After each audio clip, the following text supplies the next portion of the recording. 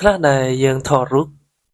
អត់ស្អាតមានមូលហេតុមកពី background យើងអត់ស្អាតឬក៏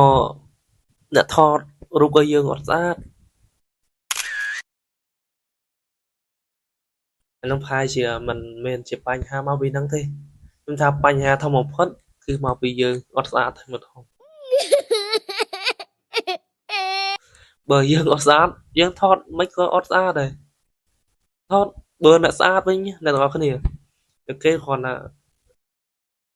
សើចចោលក៏ស្អាតញញឹមចោលក៏ស្អាតឬក៏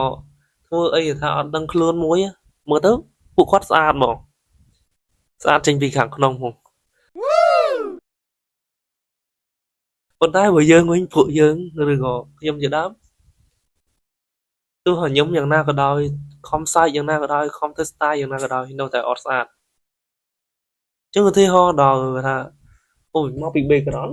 ថាវាអត់ស្អាតចឹងខ្ញុំសាកថាអូបើថាអូខ្ញុំយក background នេះ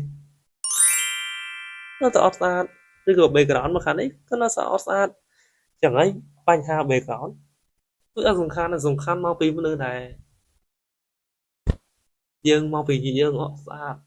បើយើងស្អាតយើងថតកន្លែងណាក៏ស្អាតដែរថតមិនស្អាតដែរដូចការស្លៀកពាក់ចឹងអ្នកទាំងអស់គ្នាបើសិនជាអ្នកទាំងអស់គ្នាអត់ស្អាតអ្នកទាំងអស់គ្នាស្លៀកពាក់ហ្នឹងអូអត់ស្អាតទេខ្ញុំថាអត់ស្អាតប៉ុន្តែបើអ្នកទាំងអស់គ្នាស្អាតវិញ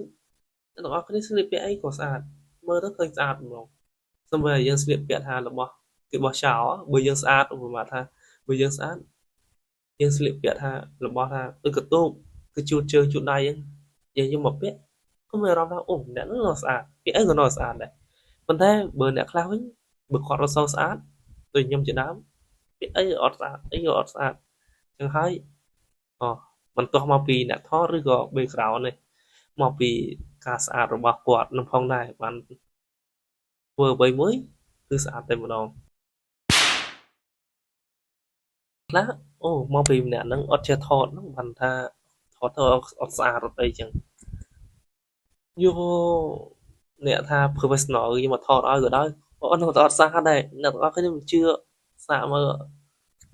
ព្រោះយើងអត់ស្អាតហើយយើងថតអត់ស្អាតឃើញតែអត់ស្អាតទោះបី background ស្អាតយ៉ាងណាក៏ដោយពីក្រោយឬក៏អ្នកថតបកកាយយ៉ាងណាក៏ដោយជាពិសេសការដើរលេងគឺថាអូបើអត់កាមេរ៉ាក្នុងដៃឬក៏អ្នកថតឲ្យស្ពើយឯដើរលេងចោះប៉ុន្តែអូខេអាហ្នឹងខ្ញុំជឿជាក់លើហ្នឹងបានប៉ុន្តែគ្រាន់តែបានថតបានធម្មតាប៉ុន្តែបើថាឲ្យស្អាតហ្មងទេអត់ភព